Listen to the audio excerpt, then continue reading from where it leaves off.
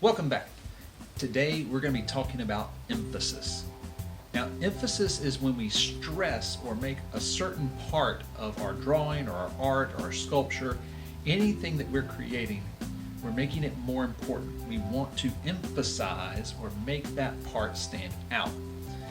Now, when we talk, we usually do this naturally. We do it through inflection, where we raise the tone of our voice when we say certain words. You might even be used to this when somebody says your name. There's a difference between when somebody says, well, for me, when it's like, John, okay, I know they're talking to me, but if they emphasize it a certain way, like, John, now I know I'm probably in trouble. All right, so we can do emphasis in more things than just art. Sometimes we do it in music. We do it by making things either louder or softer, or bringing in a different sound. Now, we're going to talk about the ways to emphasize things in our art, and we'll look at some other art to help us see those things. Now, one way to create emphasis in art is through size. If we make something bigger, then it will stand out. You can also emphasize things by making them smaller. A good example is when you've got a repetitive pattern, say a group of circles. Which one stands out the most? Probably the one that breaks the pattern. In this case, the smallest one. Now, you could have gone the other way. You could have had a series of circles and then one of them is bigger. That breaks the pattern also, and it makes it stand out. It creates emphasis. Another way you can do this is with color. It's really popular a lot of phone apps now are doing it too, where you create a piece that's all in black and white. And then you use color only in one spot. So where you use color will also create emphasis. You can also use color in a full color image. Maybe you've got a lot of blues or greens or cool colors, and then you bring in a warm color like we've talked about before.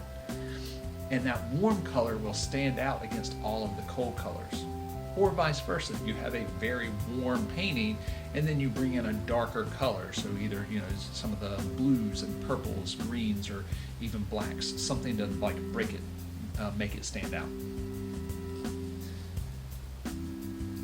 Along with size and color, another thing that we can do to create emphasis is to change where we draw something.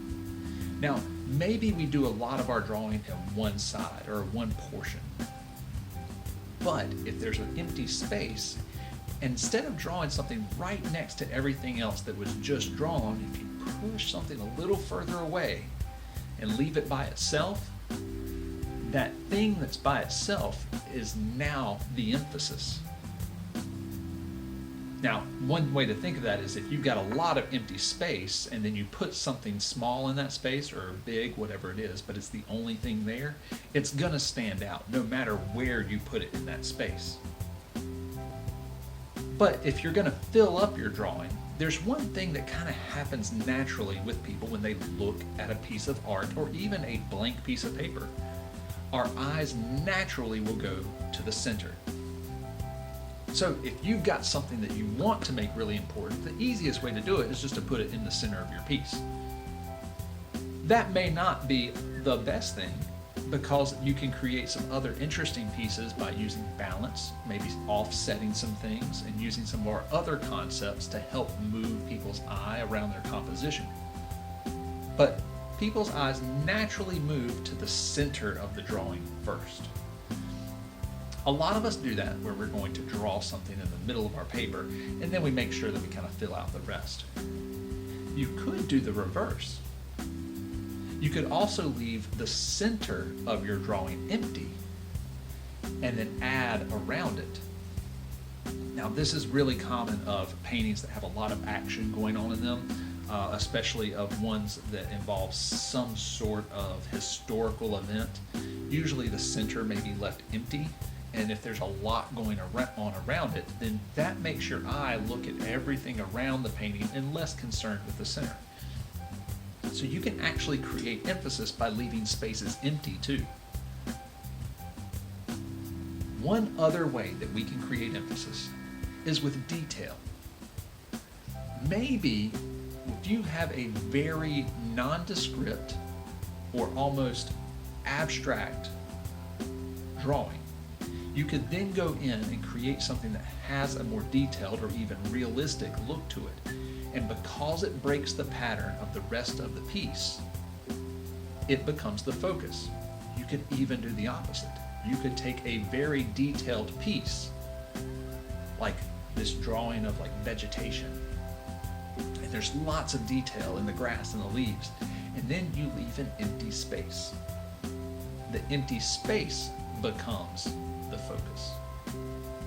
Again, emphasis is what draws our attention, which creates the most focus on the part that we want people to pay attention to. And the easiest way to do that is to find something that breaks the pattern to your piece.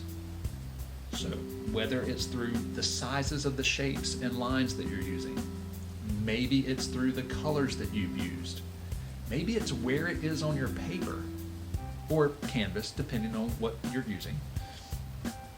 You've got the location, colors, sizes, details, and there's one that I forgot to mention, which is converging lines. A lot of times our eyes are going to follow lines. So if you were to create a piece and have lots of lines come to one center point, now sometimes you don't have to draw the lines. Sometimes these are implied lines, okay, where you can take or make characters point, or maybe something is being thrown, and our eyes will follow the action, which creates an implied line. Or you can use actual lines, make them all come to one point in the piece, and that now has emphasis, and it becomes the other word that I'm about to introduce is focal point. A lot of times our emphasis, what we want to stand out the most, becomes our focal point in our piece. Quick review. Ways to create emphasis in your piece. Size difference, color difference, details, location, meaning where you organize something in your composition,